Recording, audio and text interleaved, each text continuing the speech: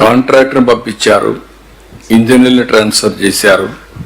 15 నెలల పాటు ఇక్కడ ఎలాంటి ప్రత్యామ్నాయ ఏర్పాట్లు చేయకుండా రివర్స్ టెండరింగ్ అనే పేరు పెట్టి ప్రాజెక్ట్ ని పూర్తిగా సర్వనాశనం చేసే పరిస్థితికి వచ్చారు. గోదావరిలో కలిపేసే పరిస్థితికి వచ్చారు.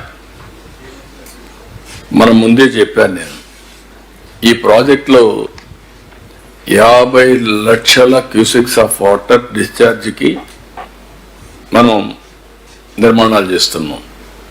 నదిని డైవర్ట్ చేస్తున్నాం. నది మీద పోతూ పక్కకు తిప్పి స్పిల్ వేసి ఇవన్నీ తీసుకొచ్చాం. అలాంటి ముఖ్యమైన ప్రాజెక్టులో డయాఫామ్ వాల్ కట్టి వదిలిపెట్టాం.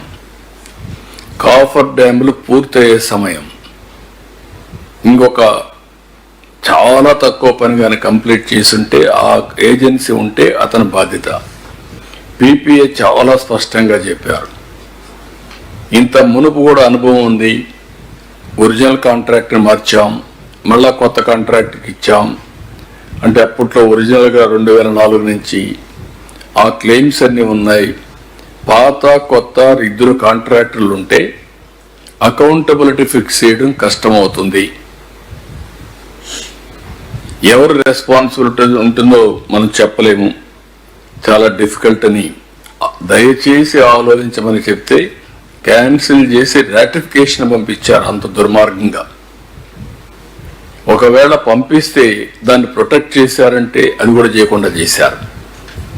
దీంతో మొత్తం కలిసి మీరు చూస్తే ఆగస్ట్ అక్టోబర్లో 2020లో వరదలు వచ్చాయి. ఆ వరద నీరంతా అక్కడ వెళ్ళింది. డయాఫామ్ వాల్ పూర్తిగా దెబ్బతినే పరిస్థితికి వచ్చింది.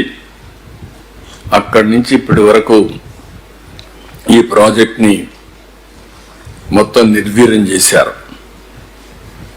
ఇది ఒక ఎగ్జాంపుల్. ఇది ఒక అసమర్థత, అవగాహన రాహిత్యం, అవినీతి, కుట్ర ఇవన్నీ కలిపి పోలవరాన్ని ఇంకా ఎంత నాశనం చేయాలనో అంత నాశనం చేసే పరిస్థితికి వచ్చారు. మీరు చూస్తే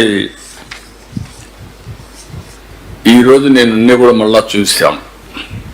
upper coffer dam, lower coffer dam, మధ్యలో డయాఫామ్ వాల్, గ్యాప్ 1, గ్యాప్ 2 ఇవన్నీ కూడా మీరు చూస్తే ఏదైతే అక్కడ వాటర్ పోయిన తర్వాత ఆ ఎరోషన్తో ఆ వెలాసిటీ విపరీతంగా గోదావరి వాటర్ అనేది పెద్ద ఉధృతంగా వస్తుంది. ఎప్పుడైతే అక్కడ వచ్చిందో ఆ వాటర్ అంతా కూడా ఇచ్చేసి మొత్తం లోపలికి రావడం, ఈ రెండు మధ్య లోయర్ అప్పర్ కాఫర్ డ్యాముల మధ్య పెద్ద ఎత్తున మనం సుడిగుండాలు వచ్చినట్టు వచ్చి కింది వరకు 2020లో మొత్తం ఎరోషన్ గురయ్యే పరిస్థితి వచ్చింది. టోటల్ గా దెబ్బతినే పరిస్థితికి వచ్చింది. 200 మీటర్లు గ్యాప్ 3లో, గ్యాప్ 1లో ఎరోషన్ గురయ్యే పరిస్థితి వచ్చింది. కింద సాయిల్ డిస్టర్బెన్స్ కావడమే కాకుండా ఇప్పుడు మీరు అక్కడ చూశారు, అక్కడ శాండ్ తీసుకొచ్చి మళ్ళా వైబ్రో కాంపాక్షన్ చేస్తున్నాం. ఎందుకంటే మొత్తం సాయిల్ అంతా లూజ్ సాయిల్ అయిపోయింది.